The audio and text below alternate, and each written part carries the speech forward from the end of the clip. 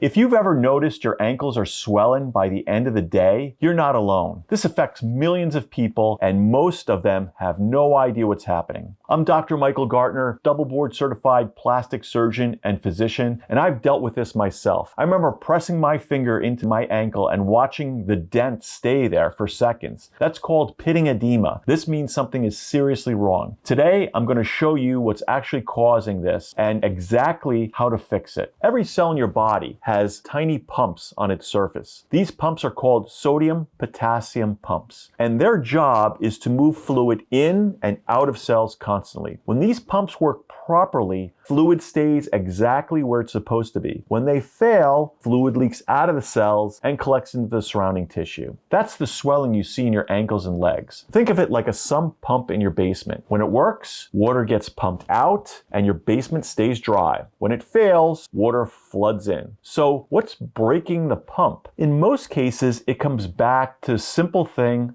blood sugar. When you eat too much sugar, these sugar molecules get in your bloodstream and they stick permanently to blood proteins. This is a process called glycation. Once it's stuck, it doesn't come off. It stays there until the blood cell dies. And here's why this matters for your legs. When sugar permanently attaches to your blood proteins, those proteins can no longer carry oxygen and nutrients properly. This damages the walls of your blood vessels from the inside. Fluid that's supposed to stay in your blood vessels escapes into the surrounding tissue. Blood flow slows down, and because of gravity, fluid pools in your lower leg. That's swelling. But that's not the only way blood sugar causes a problem. Over time, high blood sugar causes insulin resistance. When your body becomes insulin resistant, your kidneys start retaining sodium. Wherever sodium goes, water follows. So you end up retaining fluid on top of everything else that is already going wrong. Everyone eating a diet high in refined sugar and processed carbohydrates is doing this to their blood vessels to some degree. You don't have to have a diagnosis of diabetes to have swollen legs from this. Now let's fix it. There are 3 nutrients that directly address the problem. The first one is potassium. Potassium is essential for your sodium-potassium pump to function. Without enough potassium, the pump simply can't work, and fluid accumulates in your tissues. The problem is your body needs about 4,700 milligrams of potassium every single day. Here's where it gets interesting. 1 banana contains 300 milligrams of potassium. So how many bananas would you need to eat every day to hit 4,700 milligram target? 15.6 bananas every single day.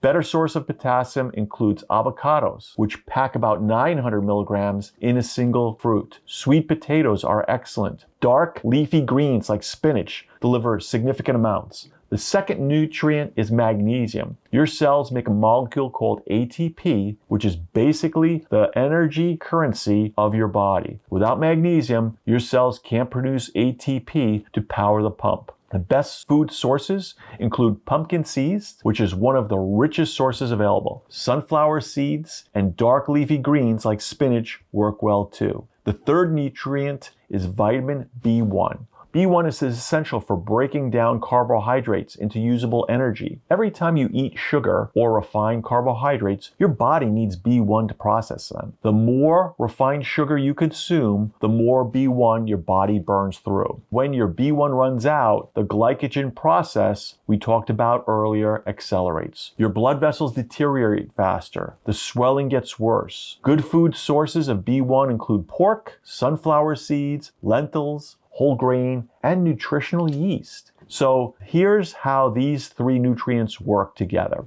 Potassium and magnesium fix the pump directly. They give it what it needs to function and the energy to keep it running. B1 fixes the underlying reason the pump broke in the first place by helping your body properly process sugar and protecting against glycation damage that weakens your blood vessels. Now, beyond these 3 nutrients, there are a few lifestyle changes that make a real difference. First, cut the refined sugar and processed carbohydrates. This is a non-negotiable. Many people notice reduced swelling within days of making this change alone. Second, move your body. The muscles in your legs act as a secondary pump system. Every time you contract them, they help push the fluid back towards your heart. Walking even 20 or 30 minutes a day can make a significant difference. If you have a desk job, get up and move around for a few minutes every hour. Third, elevate your legs when you're resting. Prop them up above your heart level. This uses gravity to help fluid drain back down from your legs. Fourth, stay hydrated.